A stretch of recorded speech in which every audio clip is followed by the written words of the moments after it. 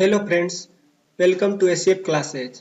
आज की इस वीडियो में हम डिस्कस करेंगे जो हमारे पास जेएसओ और जेईएन का 2016 में पेपर हुआ था राजस्थान पोल्यूशन कंट्रोल बोर्ड में। ठीक है, तो उसका क्वेश्चन पेपर हम डिस्कस करेंगे, उसको सोल्व करेंगे। ठीक है, और हम एनालाइज करेंगे कि किस तरीके के क्वेश्चंस आए हैं।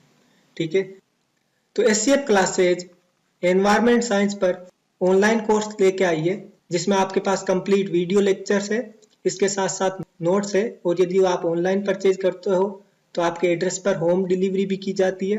इसके अलावा हमारे पास जो एनवायरमेंटल साइंस के जो ऑब्जेक्टिव क्वेश्चंस है उसके लिए अलग से बुकलेट प्रोवाइड की जाएगी। और इसके साथ साथ लास्ट में आपकी प्रोग्रेस और परफॉर्मेंस को चेक करने के लिए ऑनलाइन टेस्ट सीरीज का भी प्रोविजन है। ठीक है, तो यदि आप ये कोर्स परचेज करना चाहते हो या फिर आपको और कोई एडिशनल जानकारी चाहिए तो हमारा ये व्हाट्सएप नंबर है, यहाँ पर आप कांटेक्ट कर सकते हो। इसके अलावा आपको डिस्क्रिप्शन में लिंक मिल जाएगी, वहां से आप हमारा ऐप डाउनलोड कर सकते हो। और ऐप डाउनलोड करने के बाद में आपको इस कोर्स से रिलेटेड सारी जानकारी अवेलेबल हो जाएगी। ठीक है, तो स्टार्ट करते हैं इस वीडियो को। इसमें हमारा जो फर्स्ट क्वेश्चन है वो ये है कि in a batch culture growth pattern of bacteria the phase which represents the time required for microorganisms to acclimatize to new environment। ठीक है, तो इसमें आपको वो फेज बतानी है जिसमें जो माइक्रो ऑर्गेनिजम्स होते हैं वो न्यू एनवायरनमेंट में अपने आप को अडेप्ट करते हैं। ठीक है, तो आपके पास ऑप्शन है log phase, lag phase, death phase और स्टेशनरी फेज। तो इसका क्या करेक्ट आंसर होगा? Lag phase. ठीक है, आपने ये कर्व पढ़ा होगा एक्टिवेटेड सलज प्रोसेस में। ठीक है, हमारे पास जो एक्स एक्सिस है यहाँ पर हमारे पास टाइम है और वाई एक्सिस पे हमारे पास नंबर ऑफ सेल्स है। ठीक है, लॉग में। ठीक है, तो कुछ इसका जो कर्व आता है वो कुछ इस तरीके से आता है, कुछ इस तरीके से। ठीक है, तो ये हमारे पास ये वाली जो फेज है इसको हम बोलते हैं लेग फेज। लेग फेज में क्या होता है? लेग फेज में हमारे पास जो माइक्रो ऑर्गेनिजम्स है वो न्यू एनवायरनमेंट में अपने आप को डालते हैं, अडेप्ट करते हैं। ठीक है, उसके बाद में ये वाला जो पोर्शन है इंक्लाइंड पोर्शन, ठीक है, इसको हम बोलते हैं लॉग फेज। ठीक है, इसको हम क्या बोलते हैं? Log phase. लॉग फेज में क्या होता है? अब माइक्रो ऑर्गेनिजम्स वो धीरे धीरे ग्रो करते हैं। ठीक है, ये ग्रो किस तरीके से करते हैं? एक्सपोनेंशियली। ठीक है, एक्सपोनेंशियली ग्रो करते हैं, एक्सपोनेंशियली ग्रो करते हैं। ठीक है, उसके बाद में हमारी जो थर्ड फेज आती है ये वाली, इसको हम बोलते हैं स्टेशनरी फेज। क्या बोलते हैं? Stationary phase. तो इसमें हमारे पास नंबर ऑफ माइक्रो ऑर्गेनिजम्स वो कांस्टेंट रहते हैं। ठीक है, और फोर्थ फेज है डेथ फेज। ठीक है, डेथ फेज। तो ये चार फेज होती है। इस कर्व को बोलते हैं हम batch culture growth curve, growth curve. ठीक है, ठीक है, तो समझ में आ रही बात? इसका क्या आंसर होगा? हमारे पास लेग फेज। अगले क्वेश्चन पे चलते हैं हम। अगला क्वेश्चन है हमारे पास, if the absolute temperature of an object doubles the maximum energy emitted goes up by a factor of. ठीक है, तो इसमें हमारे पास है कि ये कोई ऑब्जेक्ट है जिसका टेम्परेचर है हमारे पास वो डबल हो रहा है। ठीक है, तो उसकी हमारे पास जो एनर्जी है वो कितने टाइम्स होगी पहले वाले एनर्जी की। तो इसमें आपने एक रूल पढ़ा होगा, स्टीफन बोल्ट्जमान रूल। क्या नाम है? Stefan Boltzmann rule. ये रूल क्या कहता है कि हमारे पास जो एनर्जी इंटेंसिटी होती है it is directly proportional to temperature की पावर 4। क्या कहता है कि जो हमारे पास एनर्जी इंटेंसिटी है is directly proportional to temperature की पावर 4। तो यहाँ पर हमारे पास टेम्परेचर है वो डबल हो रहा है। ठीक है, टेम्परेचर क्या हो रहा है? डबल हो रहा है। ठीक है, तो हमारे पास एनर्जी कितना गुना हो जाएगी? एनर्जी हो जाएगी हमारे पास 16 टाइम्स। ठीक है, तो इसका करेक्ट आंसर क्या होगा? सी। ये रेडिएशन से रिलेटेड क्वेश्चन है। ठीक है, थर्ड क्वेश्चन है हमारे पास, Keoladeo national park is known for which bird. जो केवलादेव नेशनल पार्क है वो किस पक्षी के लिए जाना जाता है? ठीक है, तो ये जीके का क्वेश्चन है, इसका क्या आंसर होगा? साइबेरियन सारस। ठीक है, साइबेरियन क्रेन। नेक्स्ट क्वेश्चन पे चलते हैं। नेक्स्ट क्वेश्चन है हमारे पास, the exertion of BOD is considered to follow the following order reaction. इसमें बता रहा है कि हमारे पास जो बीओडी का एक्सर्शन है वो किस ऑर्डर की रिएक्शन को फॉलो करता है। ठीक है, तो ये फर्स्ट ऑर्डर को फॉलो करता है। या आप वाटर सप्लाई में पढ़ते हो, जब बीओडी के लिए फॉर्मूला डेराइव करते हो, L T is equal to L naught E की power minus K times T. ठीक है, तो ये हमारे पास जो आती है इक्वेशन, ये कहां से आती है, इक्वेशन कहां से आती है, ये आती है D L T by D T is equal to minus K times L T. ठीक है, इसको सोल्व करते हैं तब हमारे पास ये इक्वेशन आती है। तो ये कौन से ऑर्डर की रिएक्शन है हमारे पास, फर्स्ट ऑर्डर की इक्वेशन है। ठीक है, तो हमारे पास इसमें क्या आएगा आंसर, फर्स्ट ऑर्डर। ठीक है, आगे चलते हैं। आगे हमारे पास ट्रीटमेंट यूनिट्स दी हुई है हमारे पास, secondary settling tank, grit chamber, aeration tank, equalization tank. ठीक है, तो इनको करेक्ट ऑर्डर में हमें जमाना है। तो हमारे पास सबसे पहले क्या आएगा, हमारे पास ग्रिड चेम्बर। ठीक है, ग्रिड चेम्बर के बाद हमारे पास फ्लो को बैलेंस करने के लिए हम यूज करेंगे इक्विलाइजेशन टैंक।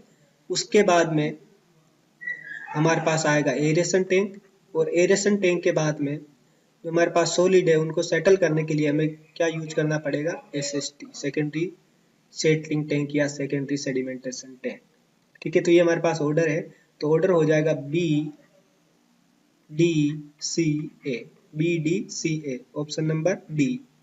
ठीक है, आगे हमारे पास the detention time of tube settlers, tube settlers का डिटेंशन टाइम हमें बताना है। ठीक है, तो देखो जो ट्यूब सेटलर्स है उनकी स्ट्रक्चर कुछ इस तरीके से होती है। ठीक है, जब हम उनका प्लान देखेंगे तो कुछ इस तरीके से हेक्सागोनल शेप में बहुत सारी ट्यूब्स होती है। हेक्सागोनल शेप में हम ट्यूब्स को यूज करेंगे तो उनका डिटेंशन टाइम क्या होता है, रेड्यूस हो जाता है। ठीक है, कुछ मिनट्स में हमारे पास इनका सेटलिंग हो जाता है। ठीक है, तो इनका जो डिटेंशन टाइम होता है वो फ्यू मिनट्स होता है। तो इसका करेक्ट आंसर है हमारे पास इक्वल टू और लेस देन 10 मिनट्स। ठीक है, जो ट्यूब सेटलर्स है उनका डिटेंशन टाइम कितना होता है, लेस देन और इक्वल टू 10 मिनट्स। ठीक है,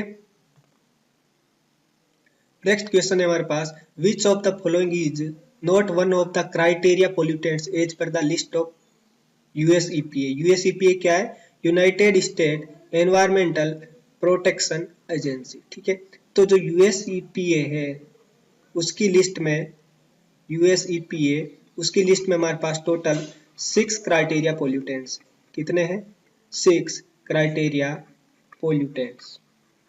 ठीक है, कौन कौन से, सीओ, कौन कौन से पोल्यूटेंट है, CO, NOx, SOX.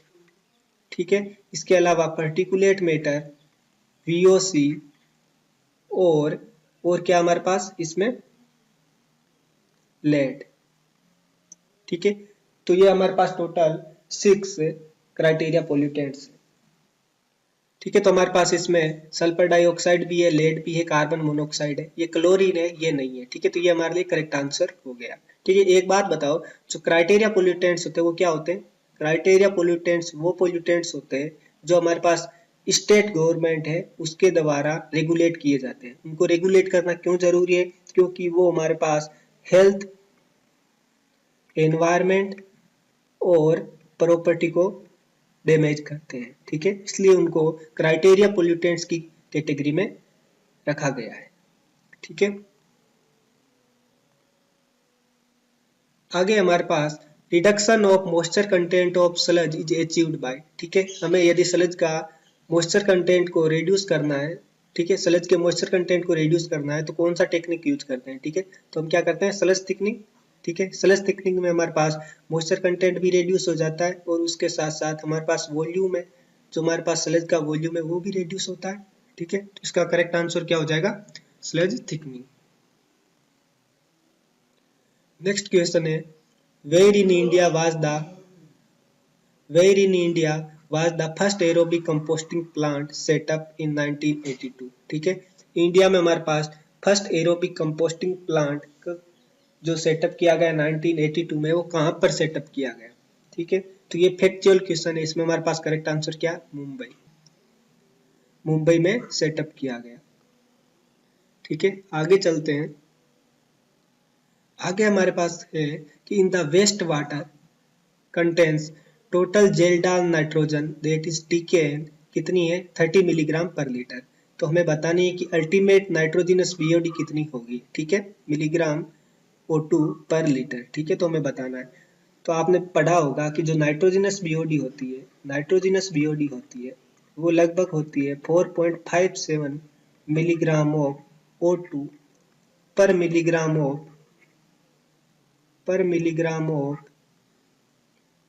NH4 plus N। ये क्या है हमारे पास, ये क्या टर्म है, ये हमारे पास है टोटल जेल्डाल नाइट्रोजन, जिसमें हमारे पास टोटल जेल्डाल नाइट्रोजन ये क्या होती है हमारे पास, ये हमारे पास ammonium nitrogen plus organic nitrogen, ठीक है, ammonium nitrogen plus organic nitrogen, तो उसको हम बोलते हैं टोटल जेल्डाल नाइट्रोजन, ठीक है। तो पर मिलीग्राम ऑफ टोटल जेल्डाल नाइट्रोजन के लिए हमारे पास कितनी ऑक्सीजन की रिक्वायरमेंट होती है, 4.57 मिलीग्राम, ठीक है, 4.57 को हम मान लेते हैं 4.6, ठीक है। तो हमारे पास टोटल जेल्डाल नाइट्रोजन कितनी दे रखी है, 30 मिलीग्राम, ठीक है, तो इसको हम 30 से मल्टीप्लाई कर देंगे, ठीक है। तो हम जब हम इसको सोल्व करेंगे तो हमारे पास आएगा लगभग 138 मिलीग्राम ऑफ, कितनी चाहिए, 138 मिलीग्राम ऑफ O2, ठीक है। तो इसका करेक्ट आंसर क्या हो जाएगा, ऑप्शन नंबर डी। समझ में आ रही है बात, आगे चलते हैं। आगे हमारे पास है फुल फॉर्म बतानी है MOEFCC, तो ये तो बहुत इजी क्वेश्चन है, ठीक है। इसका क्या आंसर हो जाएगा, ministry of environment forest and climate change, ठीक है, तो इसका आंसर हो जाएगा। अगला क्वेश्चन है हमारे पास, in addition to temperature difference in the stack gases and ambient environment what are the other two factors which affect the plume rise, ठीक है, प्लूम राइज को अफेक्ट करने वाले कौन से दो फैक्टर है, ठीक है। तो देखो सबसे पहले प्लूम राइज क्या होता है हमारे पास, जब हम पोल्यूटेंट का डिस्पर्सन पढ़ते हैं, ठीक है, तो ये मान लो हमारे पास स्टेक है, ठीक है, यहाँ से इमिशन होता है गैसेज का, ठीक है। तो हमारे पास जो गैसेज है वो कुछ देर के लिए वर्टिकल डिस्टेंस ट्रेवल करती है, उसके बाद में कुछ इस तरीके से डिस्पर्स होती है, ठीक है। तो डिस्पर्सन होने से पहले वो कुछ हाइट तक वर्टिकली ट्रेवल करती है, ठीक है। तो इस हाइट को हम बोलते हैं, ये वाली जो हाइट है इसको हम बोलते हैं प्लूम राइज, इस हाइट को हम बोलते हैं प्लूम राइज, ठीक है। तो प्लूम राइज हमारे पास जो है, प्लूम राइज वो किन किन फैक्टर पे डिपेंड करता है, वो 3 फैक्टर पे डिपेंड करता है। पहला है हमारे पास टेम्परेचर डिफरेंस मतलब कि जो हमारे पास जो इमिशन हो रहा है उस गैस का कितना टेम्परेचर है और सराउंडिंग एयर है उसका क्या टेम्परेचर है, उनके बीच में जो टेम्परेचर डिफरेंस है उन पे हमारे पास डिपेंड करेगा प्लूम राइज कितना होगा, ठीक है। सेकंड फैक्टर है हमारे पास इसमें विंड वेलोसिटी, ठीक है, विंड वेलोसिटी या विंड स्पीड, जो हॉरिजॉन्टल डायरेक्शन में हमारे पास विंड स्पीड होती है वो भी प्लूम राइज को अफेक्ट करती है। जब हमारे पास जो विंड स्पीड है वो ज्यादा होगा तो प्लूम राइज क्या होगा, कम होगा। ये हमारे पास जो गैसेज है वो कुछ इस तरीके से चली जाएगी, ठीक है, इस डायरेक्शन में। तो हमारे पास जो यहाँ पर ये प्लूम राइज है इसकी वैल्यू क्या होगी, कम होगी। तो ये सेकेंड फैक्टर है। थर्ड फैक्टर है इसमें हमारे पास स्टेक गैस वेलोसिटी, तो हमारे पास जो यहाँ स्टेक से जो गैस निकल रही है उसकी क्या वेलोसिटी, यदि वेलोसिटी ज्यादा होगी तो प्लूम राइज क्या होगा, ज्यादा होगा, ठीक है। और यदि वेलोसिटी कम होगी तो ये हमारे पास कुछ इस तरीके से डिस्पर्सन होगा हॉरिजॉन्टली और प्लूम राइज क्या आएगा, कम आएगा, ठीक है। तो ये 3 फैक्टर है जिसमें हमारे पास प्लूम राइज डिपेंड करता है। तो क्वेश्चन में हमारे पास एक फैक्टर तो दिया हुआ, 2 अदर फैक्टर्स कौन कौन से हो जाएंगे, हॉरिजॉन्टल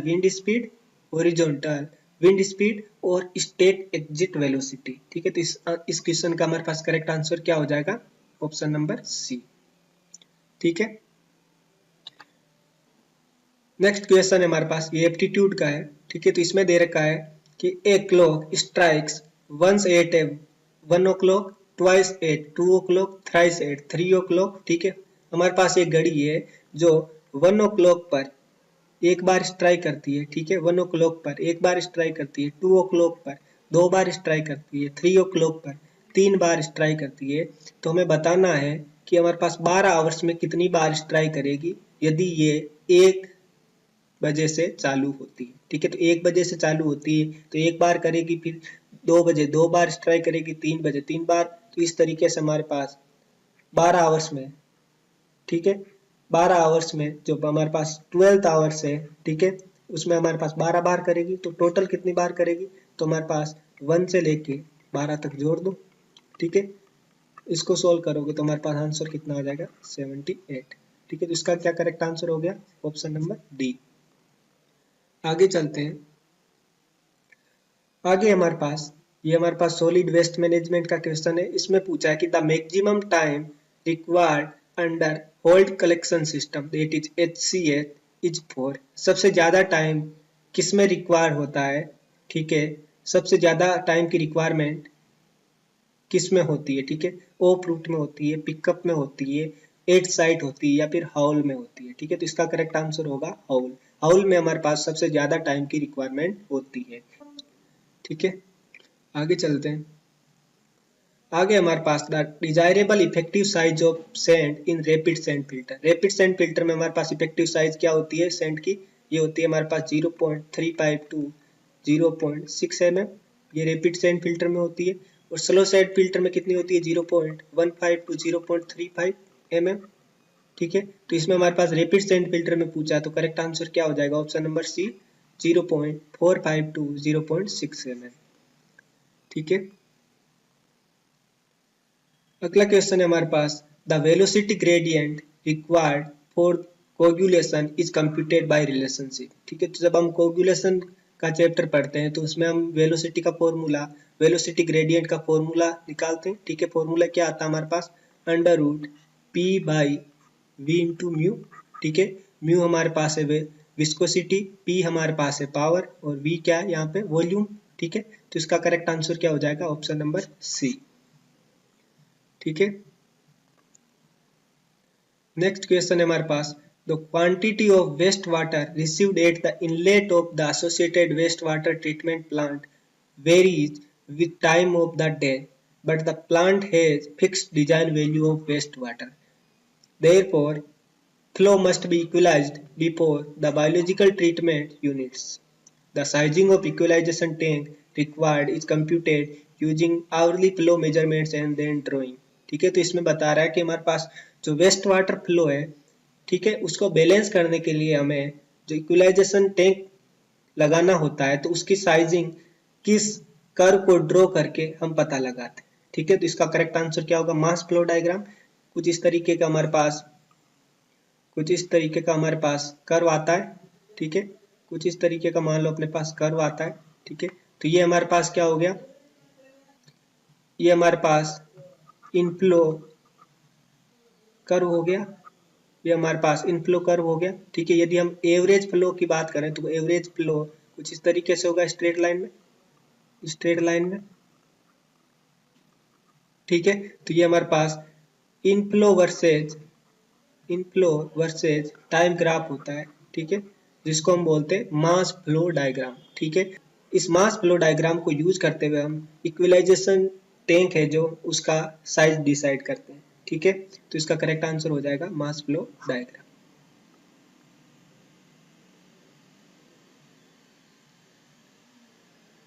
नेक्स्ट क्वेश्चन है हमारे पास which of these tools show plotted graphs of pressure, temperature and dew points in the air.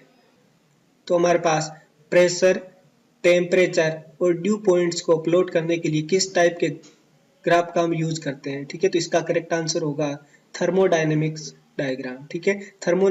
Thermodynamics diagrams को यूज करते हुए हम प्रेशर, टेम्परेचर और ड्यू पॉइंट्स का जो ग्राफ है वो प्लॉट करते हैं। नेक्स्ट क्वेश्चन हमारे पास which one is more appropriate while defining impacts, ठीक है। तो इम्पैक्ट्स को डिफाइन करने के लिए सबसे ज्यादा क्या इंपॉर्टेंट है, तो इसका करेक्ट आंसर है कंसिक्वेंस ऑफ चेंज, ठीक है। जो हम चेंज कर रहे हैं उनका क्या रिजल्ट है, क्या कंसिक्वेंस है, उससे हमारे पास जो इम्पैक्ट है वो डिफाइन होता है, ठीक है। नेक्स्ट क्वेश्चन हमारे पास ये हमारे पास एप्टीट्यूड का क्वेश्चन है, ठीक है। तो इसमें हमारे पास रेशियो बताना B:2 है, ठीक है। यदि हमारे पास B plus A by B minus A ये दे रखा है 5:1, ठीक है। तो इसको सोल्व करोगे तो हमारे पास करेक्ट आंसर क्या हो जाएगा 3:2, ठीक है, 3:2, option number A. Next question है हमारे पास which colour of container is use to collect organic waste. Organic waste के लिए हमारे पास कंटेनर का कलर क्या होता है? ग्रीन। ठीक है, कंटेनर का कलर क्या होता है? ग्रीन। तो ऑप्शन नंबर बी। नेक्स्ट है हमारे पास the different major phases of an infrastructure project in logical sequence. ठीक है, जो हमारे पास इंफ्रास्ट्रक्चर प्रोजेक्ट बनाते हैं तो उसमें हमारे पास जो फेजेज है वो क्या आती है? ठीक, तो सबसे पहले हमारे पास क्या आता है? प्लानिंग। उसके बाद में हम कंस्ट्रक्शन करते हैं, उसके बाद हम उस इंफ्रास्ट्रक्चर प्रोजेक्ट को ऑपरेट करते हैं और फिर क्लोजर। ठीक है, तो ये हमारे पास इसका करेक्ट आंसर क्या है? Option number A.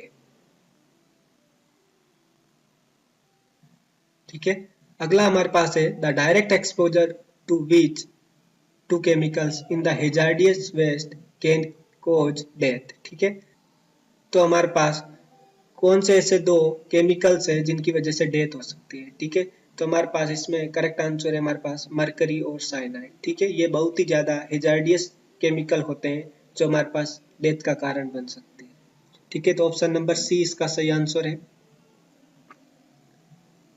Next question है हमारे पास type 3 settling refers to. Type 3 settling को क्या बोलते हैं? Hindered settling, compression settling, discrete settling या फ्लोक्युलेंट सेटलिंग।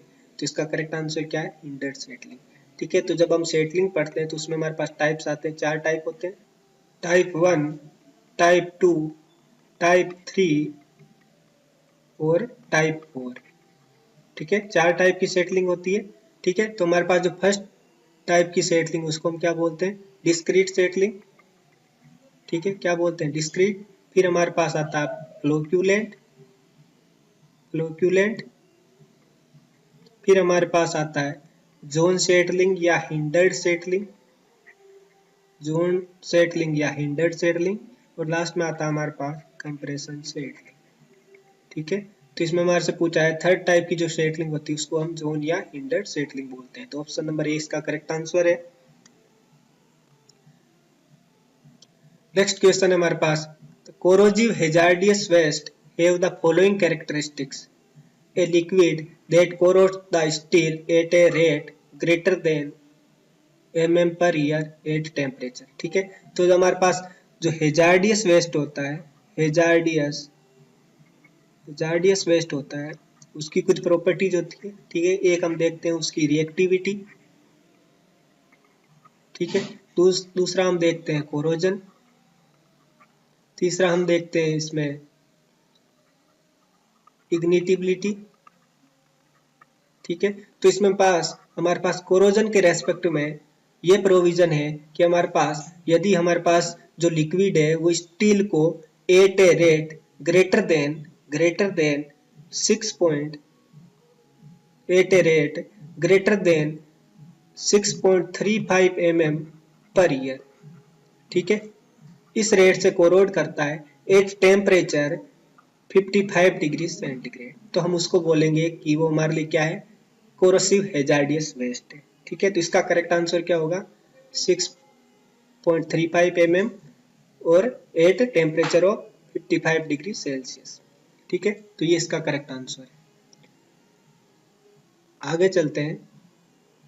आगे हमारे पास है the recycling of used oil is suitable when polychlorinated biphenyls यानी कि PCB concentration is less than. ठीक है, यदि हमारे पास पीसीबी की कंसंट्रेशन 2 ppm से कम है तो जो हमारे पास ऑयल है यूज किया हुआ उसका हम रिसाइकलिंग कर सकते हैं। ठीक है, तो इसका करेक्ट आंसर क्या होगा? Option number A. आगे हमारे पास the most preferable hierarchy for integrated waste management. ठीक है, तो हमारे पास इसमें जो इंटीग्रेटेड वेस्ट मैनेजमेंट होता है उसमें हमारे पास क्या आता है? सबसे पहले सोर्स रिडक्शन। ठीक है, हम कितना रेड्यूस कर सकते हैं वेस्ट को, यदि रेड्यूस नहीं कर पाएंगे तो कितना रिसाइकिल कर सकते हैं, यदि रिसाइकिल नहीं कर सकते तो उसके बाद में हमारे पास आता है ट्रांसफॉर्मेशन, कि हमारे पास उस वेस्ट को किसी दूसरे यूजफुल प्रोडक्ट में हम ट्रांसफॉर्म कर पाएंगे या नहीं कर पाएंगे। और लास्ट में हमारे पास आता है लैंड फिलिंग। ठीक है, लैंड फिलिंग। ठीक है, तो इसका करेक्ट आंसर क्या हो जाएगा? Option number A. ठीक है, ये इसकी हायरार्की है, सोर्स रिडक्शन, रिसाइकलिंग, ट्रांसफॉर्मेशन और उसके बाद में लैंड फिलिंग। ठीक है, तो इसका correct answer option number A. Next question हमारे पास, plastic waste constitutes two major categories, first is thermoplastic, second is thermoset. ठीक है, तो what is the contribution of thermoplastic. ठीक है, थर्मोप्लास्टिक का कंट्रीब्यूशन कितना होता है, ये होता है 80%। 80% हमारे पास थर्मोप्लास्टिक है और 20% होता है थर्मोसेट, 20% होता है थर्मोसेटिंग प्लास्टिक्स। ठीक है, तो इसका करेक्ट आंसर हो गया हमारे पास ऑप्शन नंबर सी। नेक्स्ट है हमारे पास, which collection service required household cooperation to carry full and empty container. तो हमारे पास ऐसा कौन सा कलेक्शन सर्विस है जिसमें हाउस होल्ड कोऑपरेशन रिक्वायर होता है। ठीक है, जिसमें वो हाउस होल्ड ओनर है उसकी रेस्पॉन्सिबिलिटी रहती है कि वो हमारे पास जो कचरे का कंटेनर है उसको कर्ब सर्विस तक पहुंचाए और उसके बाद में जो खाली किया हुआ कंटेनर है वो वापस अपने घर तक लाए। ठीक है, तो ये होता है हमारे पास कर्ब सर्विस। क्या होती है, कर्ब सर्विस। कर्ब सर्विस में हमारे पास हाउस होल्ड ओनर की रेस्पॉन्सिबिलिटी रहती है। नेक्स्ट क्वेश्चन है हमारे पास, two important design operational parameters associated with ASP are represented by FM ratio और एमसीआरटी। ठीक है, द टर्म एमसीआरटी इंडिकेट्स, तो एमसीआरटी क्या इंडिकेट करती है, एमसीआरटी इंडिकेट करती है कि हमारे पास जो माइक्रो ऑर्गेनिज्म है उनका क्या एवरेज टाइम है सिस्टम में स्टे करने के लिए। ठीक है, तो इसका करेक्ट आंसर क्या होगा, option number C, the average time micro organisms stay in the system. ठीक है, वो इंडिकेट किया जाता है एमसीआरटी के द्वारा। नेक्स्ट क्वेश्चन है हमारे पास, in a right angle triangular notch if Q is the discharge, H is the head crest, then Q is proportional to. ठीक है, तो ट्राइंगुलर नोच में क्या होता है हमारे पास, Q is equal to 8/15 C D root 2g tan theta by 2 H की पावर 5/2। ठीक है, तो हमारे पास एच इसमें 5/2 के प्रोपोर्शनल होता है। ठीक है, तो इसका ऑप्शन क्या हो जाएगा, ऑप्शन बी। अगला क्वेश्चन है हमारे पास, Gona a Rajasthan tradition is associated with. ठीक है, तो ये जीके का क्वेश्चन है। क्या आंसर होगा, गोना किस चीज को बोलते हैं राजस्थान में, मैरिज को। ठीक है, तो इसका करेक्ट आंसर हो गया ऑप्शन सी। नेक्स्ट क्वेश्चन ये भी जीके का, which is the lowest population density district in Rajasthan as per 2011 census. ठीक है, 2011 के सेंसस के आधार पे बताना है कि सबसे ज्यादा 2011 के सेंसस पे हमें ये बताना है कि सबसे कम पॉपुलेशन डेंसिटी वाला डिस्ट्रिक्ट कौन सा है। ठीक है, तो इसका करेक्ट आंसर क्या हो जाएगा, जैसलमेर। ठीक है, जैसलमेर में सबसे कम पॉपुलेशन डेंसिटी है।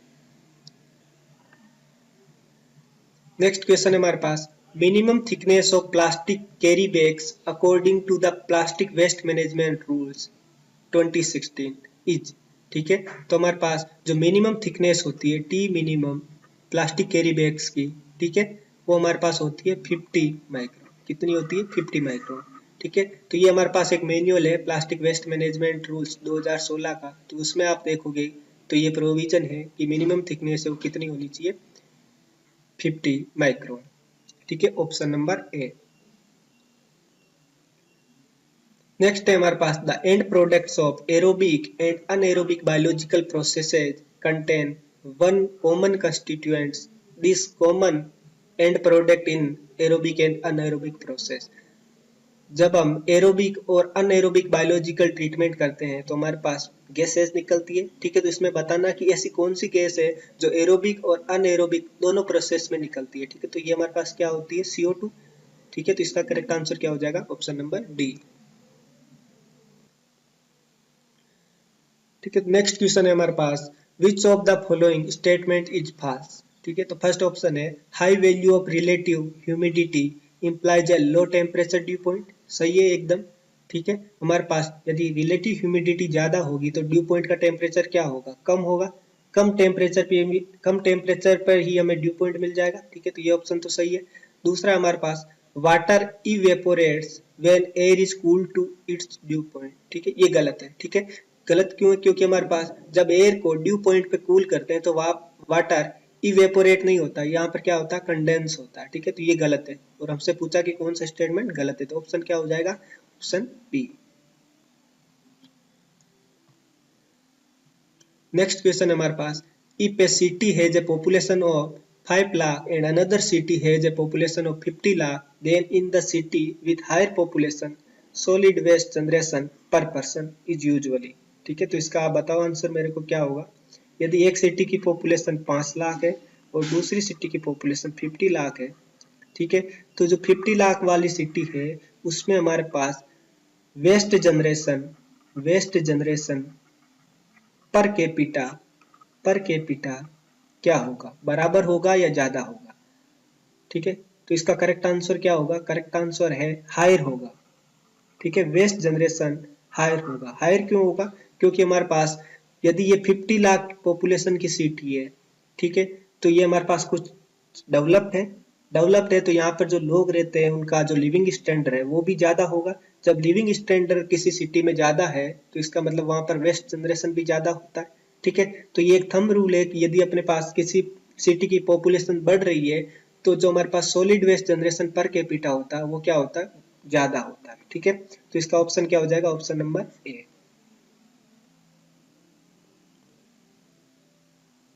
नेक्स्ट क्वेश्चन हमारे पास, which component is not included in EIA। ठीक है, तो ह्यूमन बिहेवियर जैसा कोई कंपोनेंट हम इंक्लूड नहीं करते EIA में। ठीक है, तो ये इसका करेक्ट आंसर है। बाकी हम एयर क्वालिटी को भी इनकॉर्पोरेट करते हैं, वेस्ट वाटर क्वालिटी और सेफ्टी, इन तीनों पैरामीटर को हम अकाउंट करते हैं EIA में। ठीक है, तो इसका करेक्ट आंसर हो गया ह्यूमन बिहेवियर।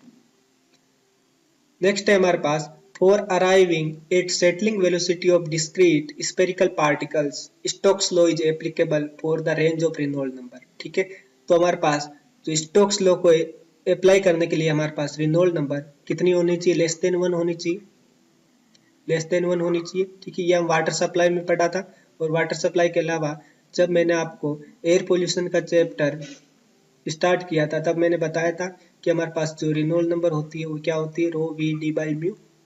ठीक है, और उसमें हमारे पास स्टोक्स लॉ को अप्लाई करने के लिए हमारे पास रेनॉल्ड नंबर कितनी होनी चाहिए, लेस देन 1 होनी चाहिए। ठीक है, तो इसका करेक्ट आंसर क्या हो जाएगा, option number D.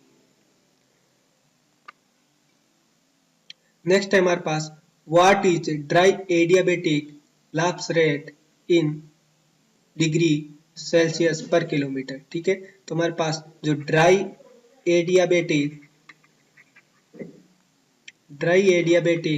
Lapse rate होती है, ठीक है, वो होती है 9.8 डिग्री सेल्सियस पर किलोमीटर। ठीक है, तो इसमें हमारे पास करेक्ट आंसर क्या हो जाएगा, ऑप्शन नंबर सी। ठीक है, ये हम एयर पोल्यूशन में पढ़ते हैं जब हमारे पास जो फैक्टर्स है, कौन कौन से फैक्टर है जो इन्फ्लुएंस करते हैं हमारे पास पोल्यूटेंट के डिस्पर्सन को, तो उसमें हमारे पास ये सारा पैरामीटर्स आते हैं। ठीक है, dry adiabatic lapse rate, moist adiabatic lapse rate, environmental lapse rate. ठीक है, तो ये सब हम वहाँ स्टडी करते हैं। नेक्स्ट क्वेश्चन है हमारे पास, the COD to BOD ratio of non biodegradable waste water is generally. ठीक है, तो हमारे पास COD क्या होती है, COD होती है हमारे पास बायोडिग्रेडेबल और नॉन बायोडिग्रेडेबल जो वेस्ट होता है, दोनों के लिए हमारे पास कितनी ऑक्सीजन की रिक्वायरमेंट होती है, उसको हम बोलते हैं COD। और BOD क्या है हमारे पास, बायोडिग्रेडेबल वेस्ट को डिकम्पोज करने के लिए कितनी ऑक्सीजन की रिक्वायरमेंट होती है माइक्रो ऑर्गेनिजम्स के द्वारा, वो होती है BOD। ठीक है, ठीक है, तो हमारे पास जो COD टू BOD रेशियो है, COD टू BOD रेशियो, ठीक है, तो हमारे पास नॉन बायोडिग्रेडेबल वेस्ट वाटर के लिए हमारे पास COD क्या होगा, ज्यादा होगा, BOD क्या होगा, रिलेटिवली कम होगा। COD क्या होगा, ज्यादा होगा, और BOD क्या होगा, रिलेटिवली कम होगा। तो ये जो हमारे पास टोटल रेशियो है ये क्या होना चाहिए, हाई होना चाहिए। ठीक है, तो इसका करेक्ट आंसर क्या होगा, ग्रेटर देन 10 होना चाहिए। नॉन बायोडिग्रेडेबल वेस्ट वाटर के लिए COD to BOD ratio greater than 10 होना चाहिए। ठीक है, ठीक है, तो नेक्स्ट क्वेश्चन है हमारे पास, where in Rajasthan is situated the longest wall in the world after Great Wall of China. ठीक है, तो हमारे पास लॉन्गेस्ट वॉल राजस्थान में कहाँ पर सिचुएटेड है, कुंभलगढ़ फोर्ट में। ठीक है, जो कुंभलगढ़ फोर्ट में हमारे पास वॉल है वो सबसे ज्यादा लंबी है। ठीक है, ग्रेट वॉल ऑफ चाइना के बाद, तो इसका आंसर हो जाएगा ऑप्शन नंबर डी। जीके का सवाल है। ठीक है, अगला है हमारे पास, what is hard data used in EIA। ठीक है, EIA में हमारे पास जो हार्ड डाटा है उसका क्या मतलब है, तो हार्ड डाटा मतलब जिसको हम चेंज नहीं कर सकते। ठीक है, तो इसमें लिखा हुआ है कि हमारे पास can be altered with time, नहीं। Water quality data where hard water is reported, नहीं। Respective driven information with high variability and uncertainty, जहाँ वेरिएबिलिटी आ गई तो इसका मतलब हार्ड डाटा नहीं है, ठीक है। तो इसका मतलब हमारे पास करेक्ट आंसर क्या है, option number D. Reliable permanent information not subjected to change with time, ठीक है, तो इसको हम बोलते हैं हार्ड डाटा, ठीक है। तो ये जब हम EIA पढ़ते हैं तब हम इसमें बात करते हैं कि हार्ड डाटा क्या होता है। नेक्स्ट है हमारे पास the ratio flowing through period to detention period in a sedimentation tank, ठीक है। फ्लोइंग थ्रू पीरियड और जो डिटेंशन पीरियड है उनका रेशियो क्या होता है, ठीक है। तो दोनों ही पीरियड है, यहाँ पर देखो ये कॉमन सेंस वाला सवाल है, दोनों में ही क्या है, पीरियड है, टाइम है। तो टाइम बाय टाइम करोगे तो एक रेशियो आएगा जिसकी कोई यूनिट नहीं आएगा। सरफेस लोडिंग की यूनिट होती है तो ये गलत आंसर। सेटलिंग वेलोसिटी नहीं। वियर लोडिंग की भी यूनिट होती है, गलत, ठीक है। तो इसका करेक्ट आंसर क्या हो जाएगा, displacement efficiency.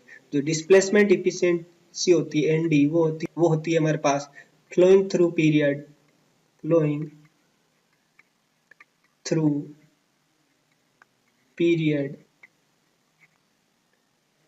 To detention period, ठीक है। तो इस रेशियो को हम बोलते हैं डिस्प्लेसमेंट इफिशिएंसी। अगला क्वेश्चन है हमारे पास in A sequencing batch reactor यानी कि SPR, in A sequencing batch reactor the order of 4 processes shall be, ठीक है। तो हमारे पास जब SPR पढ़ते हैं तब हमारे पास क्या स्टेप्स होती है, हमारे पास सबसे पहले हम फिलिंग करते हैं, उसके बाद में हम एरेशन करते हैं, ठीक है, एरेशन करते हैं। और एरेशन के बाद में सॉलिड्स को सेटल करने के लिए हम सेटलिंग की प्रोसेस अपनाते हैं, ठीक है, सेटलिंग की प्रोसेस। और उसके बाद में हमारे पास आता है डिकेंट, क्या आता है, डिकेंट, ठीक है। तो हमारे पास इसका ऑप्शन क्या हो जाएगा, ऑप्शन नंबर ए क्या हो जाएगा करेक्ट आंसर, ठीक है। आगे चलते हैं। आगे हमारे पास the maximum acceptable limits of total arsenic in drinking water as per IS 10-500/2012, ठीक है। तो ये हमें बताना है कि हमारे पास जो IS कोड है, जो ड्रिंकिंग वाटर के लिए जो हमारे पास वाटर क्वालिटी पैरामीटर्स है उनकी क्या क्या लिमिट है वो बताता है, ठीक है, IS 10-500, ठीक है। तो इसके अनुसार जो टोटल आर्सेनिक की परमिसिबल लिमिट होती है वो हमारे पास होती है 0.01 मिलीग्राम पर लीटर, ठीक है। तो ऑप्शन बी क्या हो जाएगा करेक्ट आंसर। अगला क्वेश्चन हमारे पास a cyclone has an inner diameter of 1 metre and gases with a tangential inlet velocity of 10 meter per second enter into the cyclone. What is the acceleration of particles entering in the cyclone? ठीक है, तो ये हमारे पास air pollution का question है। जो air pollution में हम कंट्रोल टेक्नोलॉजी पढ़ते हैं, ठीक है, तो हमारे इसमें पढ़ते हैं साइक्लोन